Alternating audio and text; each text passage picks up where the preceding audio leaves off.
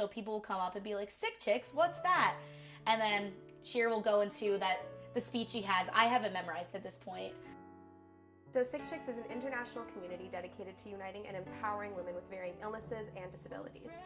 We serve this broad community because every illness, while they're all different, you experience the same things. You experience the same isolation. You experience the same missing out on social norms, and we wanted to provide a safe community for these girls to come together and provide a sisterhood and a family. And I was terrified because that meant that I couldn't stay anonymous anymore. I'd have to be open with who I am.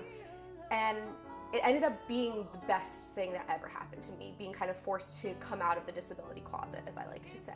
I remember back then thinking that it was a super cool and empowering idea, just to be uniting like women with illnesses and disabilities. It was really awesome kind of to see Shira in action with Sick Chicks, because I was able to see like how much she was a leader, but also that she kind of seamlessly flowed into the group.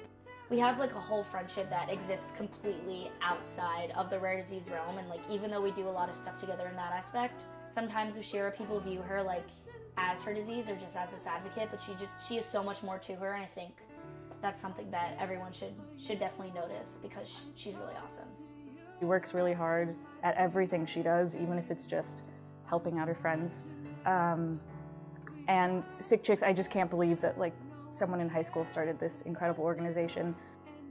Nobody was providing a voice or a platform. In my experience in the chronic illness community, most of what's taught is complacency and coping and kind of accepting your situation, and I think that there's a way to accept your situation but still try to make things better for yourself, and that's why Sick Chicks has such a focus on empowerment. I speak at local high schools, synagogues, things like that to young teens, you know, to kind of talk about positivity, acceptance, getting involved as an advocate. Knowing that you can consider yourself disabled and sort of the identity that brings, and obviously it comes with challenges, but it also kind of, at least for me, it was like very validating to know like this is what's been going on with my life, and like other people can relate to this. The rare disease community in general is a lot larger than people think. When they come together, they're really, really powerful. We're the first group of disabled students on campus that we know of, so this is the first time that people can get together and say, oh, I had this experience with DSS, or I had this experience with this professor.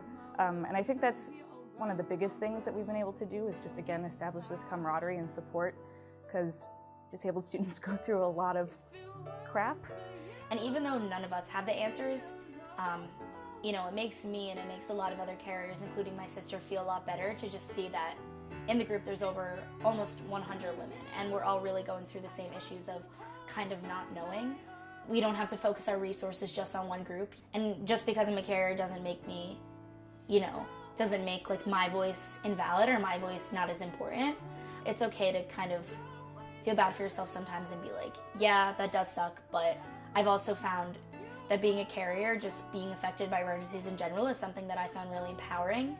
But at the same time, I know that being empowered through rare disease isn't something that just comes right off the bat. You don't like get a diagnosis and you're like, I'm empowered because I have rare disease. It definitely is a journey of accepting yourself and understanding that you're different, and then that's okay. And then just, I guess, like capitalizing and playing on your differences and just trying to help other people and just make the world a better place.